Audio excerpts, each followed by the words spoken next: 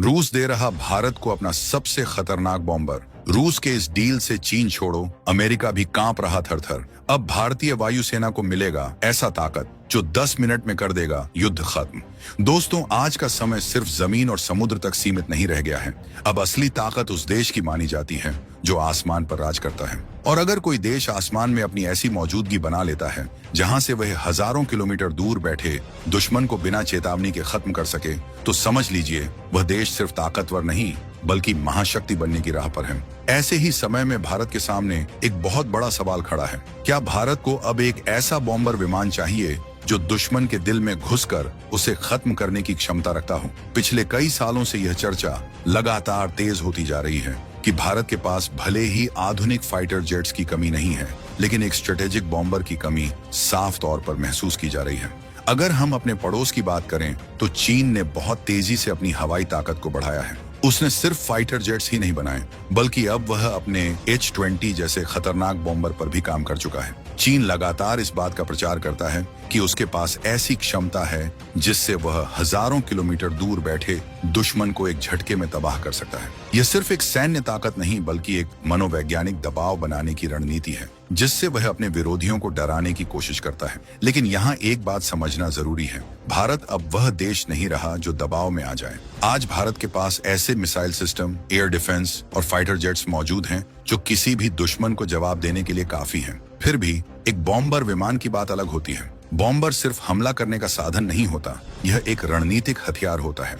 यह वह ताकत है जो दुश्मन को यह संदेश देती है कि अगर उसने कोई गलती की तो जवाब सिर्फ सीमा पर नहीं बल्कि उसके शहरों के बीच मिलेगा। यही वजह है कि भारत में अब यह मांग तेजी से उठ रही है कि भारतीय वायुसेना को एक ऐसे बॉम्बर से लैस किया जाए जो लंबी दूरी तक जाकर भारी तबाही मचा सके। इसी बीच एक बहुत बड़ी खबर सामने आती है जब नरेंद्र मोदी रूस के दौरे पर जाते हैं। ये दौरा सिर्फ एक सामान्य कूटनीतिक यात्रा नहीं था, बल्कि इसके पीछे एक गहरी रणनीति छुपी हुई थी। खबरों के मुताबिक इस दौरे के दौरान भारत और रूस के बीच एक ऐसे समझौते को लेकर बातचीत हुई जो आने वाले समय में एशिया की ताकत का संतुलन बदल सकता है। ये बातचीत थी दुनिया के सबसे खतरनाक बॉम्बर्स में गिने जाने वाले Tu-160 को लेकर। अब जरा सोचिए, अगर भारत के पास यह बॉम्बर आ जाता है तो क्या होगा? ये सिर्फ एक विमान नहीं है, ये एक चलता फिरता विनाश है। ये वह ताकत है जो दुश्मन के इलाके में हजारों किलोमीटर अंदर जाकर बिना किसी चेतावनी के हमला कर सकती है।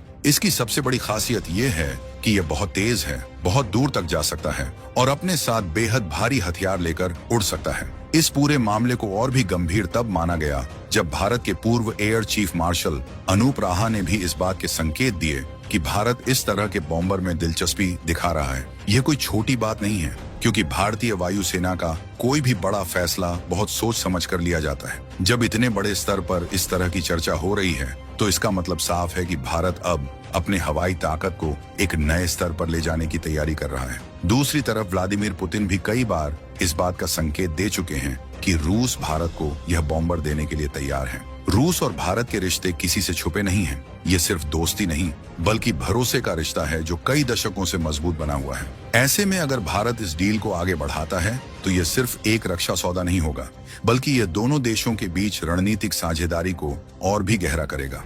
अब यहाँ एक और बड़ा सवाल उठता है, क्या भारत अमेरिका से यह बॉम्बर ले सकता है? तकनीकी रूप से देखा जाए तो अमेरिका के पास भी दुनिया के सबसे उन्नत बॉम्बर्स मौजूद हैं, लेकिन समस्या भरोसे की है।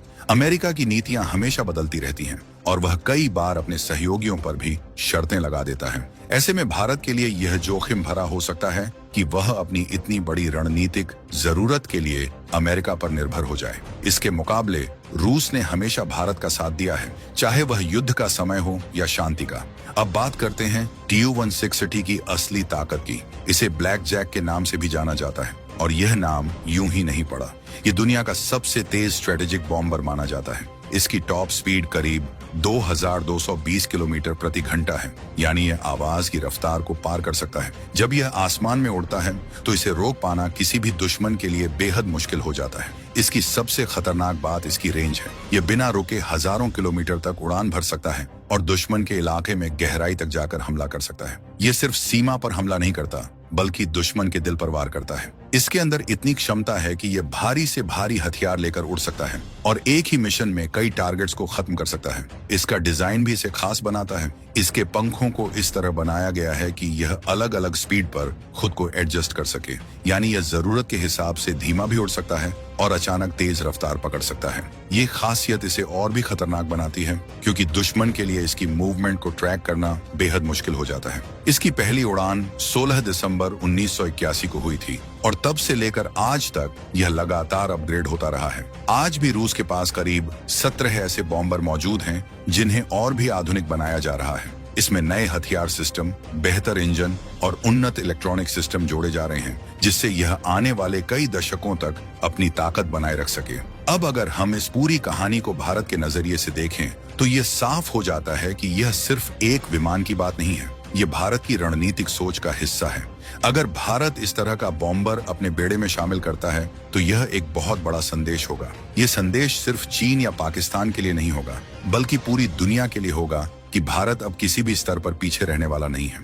आपको जानकर हैरानी होगी कि रूस ने साल 1995 में इस खतरनाक बॉम्बर को अपनी सक्रिय सेवा से बाहर कर दिया था। उस समय रूस की आर्थिक स्थिति उतनी मजबूत नहीं थी और इस भारी भरकम मशीन को उड़ाने का खर्च इतना ज्यादा था कि उसे बनाए रखना मुश्किल हो गया था। यानी जिस हथियार को दुनिया डर की नजर से देखती थी उसे सिर्फ खर्च की वजह से कुछ समय के लिए शांत कर दिया गया। लेकिन कहानी यहीं खत्म नहीं हुई। असली ट्विस्ट तो इसके बाद आता है। जैसे जैसे समय बीता, रूस को एहसास हुआ कि उसकी स्ट्रेटेजिक बॉम्बर फ्लीट धीरे धीरे कमजोर होती जा रही है और फिर साल 2015 में रूस ने एक बड़ा फैसला लिया। इस खामोश दानव को फिर से जिंदा किया गया, इसे अपग्रेड किया गया, इसमें नई तकनीक डाली गई और फिर से इसे आसमान में उतार दिया गया।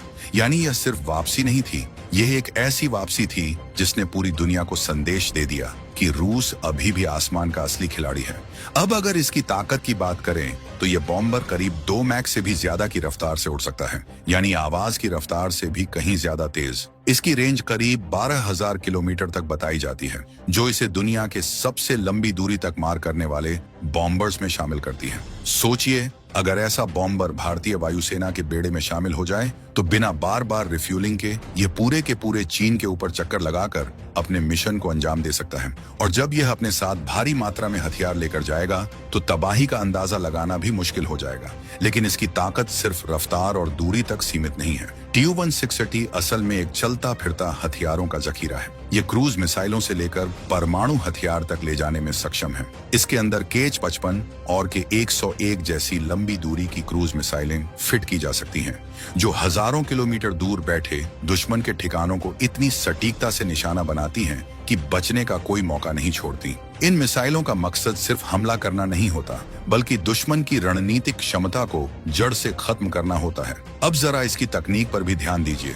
ये बॉम्बर सिर्फ ताकतवर नहीं है बल्कि बेहद स्मार्ट भी है। इसके अंदर अत्याधुनिक एवियोनिक्स सिस्टम लगे हुए हैं जो इसे हर तरह के युद्ध के लिए तैयार रखते हैं। इसका रडार सिस्टम इतना एडवांस है कि यह दूर से ही दुश्मन की गतिविधियों को पकड़ लेता है। वहीं इसकी इलेक्ट्रॉनिक वॉरफेयर क्षमता इसे दुश्मन के रडार और मिसाइलों से बचाने में मदद करती है। यानी यह सिर्फ हमला नहीं करता बल्कि खुद को बचाते हुए हमला करता है, जो इसे और भी खतरनाक बना देता है। अब अगर इसकी तुलना चीन के H-20 बॉम्बर से करें तो तस्वीर और साफ हो जाती है। चीन ने अपने इस बॉम्बर को काफी प्रचार के साथ पेश किया है और दावा किया है कि यह स्टेल्थ तकनीक से लैस है और लंबी दूरी तक हमला कर सकता है।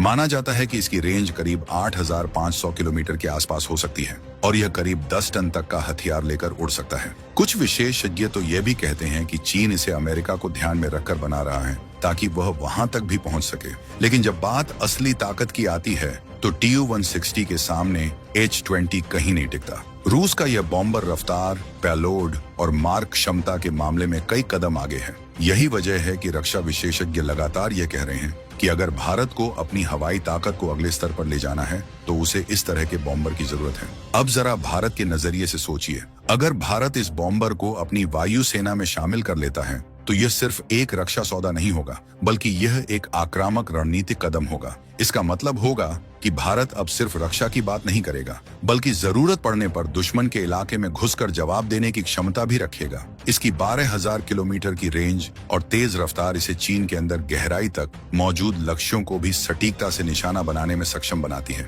यहाँ तक कि विशेषज्ञ मानते हैं कि यह बॉम्बर बीजिंग जैसे महत्वपूर्ण शहरों को भी अपने निशाने पर ले सकता है। यानी अगर कभी हालात बिगड़ते हैं तो भारत के पास ऐसा हथियार होगा जो दुश्मन के सबसे सुरक्षित ठिकानों तक पहुंच सकता है। और यही वह चीज है जो ताकत का असली संतुलन बदल देती है। इसके अलावा अगर इस बॉम्बर को भविष्य में सुपरसोनिक क्रूज मिसाइलों या हाइपरसोनिक ग्लाइड व्हीकल्स से लैस कर दिया जाए तो इसकी मारक क्षमता और भी बढ़ जाएगी। दुश्मन के लिए इसे रोकना लगभग नामुमकिन हो जाएगा, क्योंकि इतनी तेज गति से आने वाले हथियारों के खिलाफ प्रतिक्रिया देने का समय ही नहीं मिलता। सबसे बड़ी बात यह है कि भारत इस बॉम्बर को अपने हिसाब से भी ढाल सकता है।